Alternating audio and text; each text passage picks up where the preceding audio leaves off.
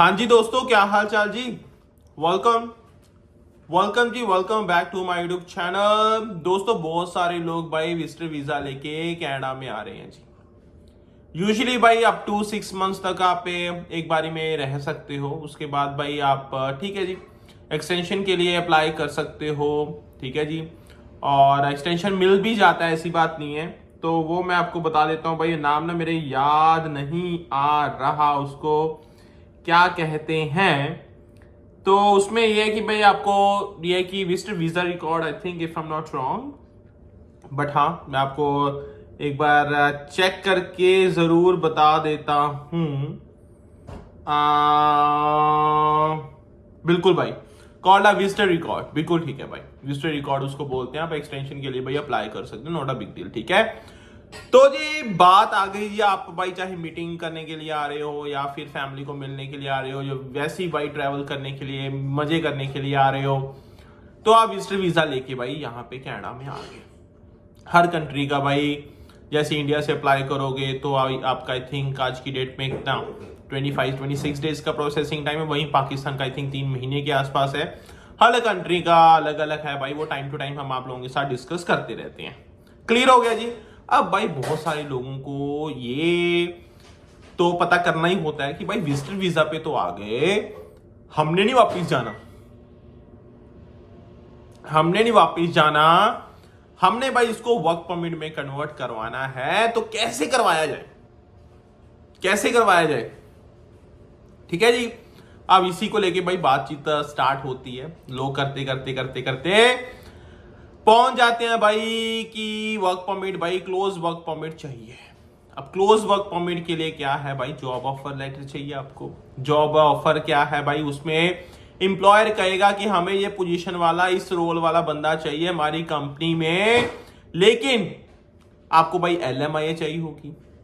ठीक है जी, अब LMIA में क्या है भाई, देखो बहुत सारी ऐसे तो लाइक कुछ सेक्टर्स ऐसे में है जिसमें जो भाई एग्जाम्प्ट हैं LMI वगैरह से। अगर आपका भाई जॉब पोजीशन एग्जाम्प्ट है LMI वगैरह में, तो आपको फिर LMI की जरूरत नहीं है, फिर आप सीधा ही भाई क्लोज वर्क परमिट के लिए अप्लाई कर सकते हो, फिर कोई चक्कर वाली बात है नहीं। क्लियर है जी, वरना आपको LMIA चाहिए होगी। वो आपका एम्प्लॉयर भाई गवर्नमेंट को बोलता है कि देखो भाई, हमें इस पोजीशन का बंदा, इस रोल वाला बंदा, इस स्किल सेट वाला बंदा हमारे बिजनेस के लिए चाहिए।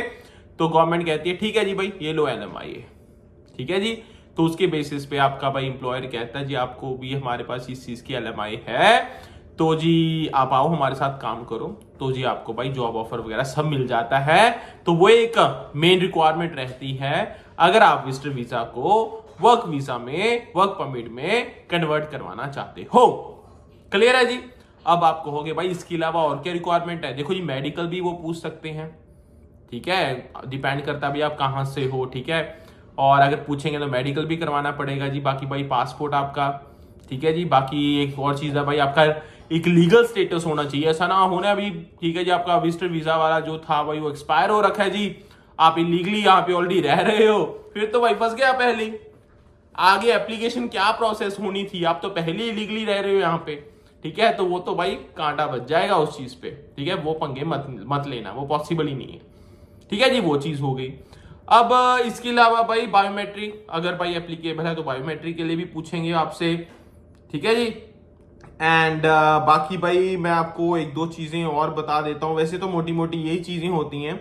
आपका जॉब ऑफर लेटर हो गया जी, LMIA पेपर वर्क हो गया सारा। ठीक है, करंट स्टेटस क्या है उसका पूछेंगे आपसे। ठीक है, बाकी फॉर्म वगैरह जब एप्लीकेशन फॉर्म जो होता है भाई वो पूछेंगे आपसे।